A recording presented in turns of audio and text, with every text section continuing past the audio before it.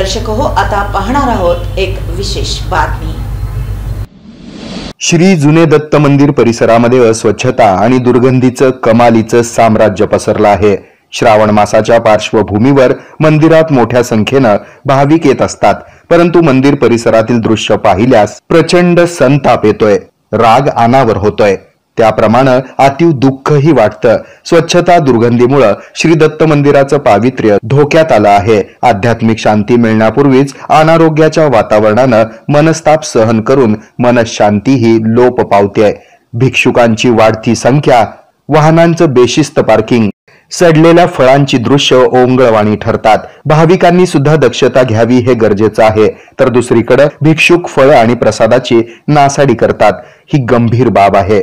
एरवी दत्त चौक गजबजलेला असतोच, मात्र पवित्र श्रावण महिन्यामध्ये भगवान दत्तात्रयांच्या दर्शनासाठी प्रचंड गर्दी होते। या सर्व चक्रात महापालिका प्रशासन केवळ बघ्याची भूमिका घेतंय, हे आजवरचे अनुभव।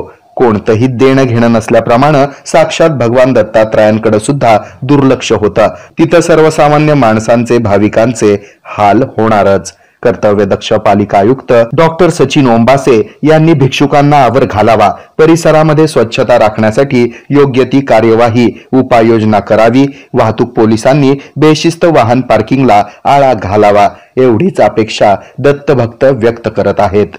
एकंदरीतच किळसवाणा ओंगळवाणा प्रकार थांबवावा। श्रावणात तरी धार्मिकता पाळून पालिका अधिकारी कर्मचाऱ्यांनी पुण्य पदरात पाडून घ्यावं, असं म्हटल्यास अतिशयोक्ती ठरू नये। हे आहे मेट्रोकास्ट केबल नेटवर्क आणि आपण पाहत आहात द न्यूज प्लस बरच काही।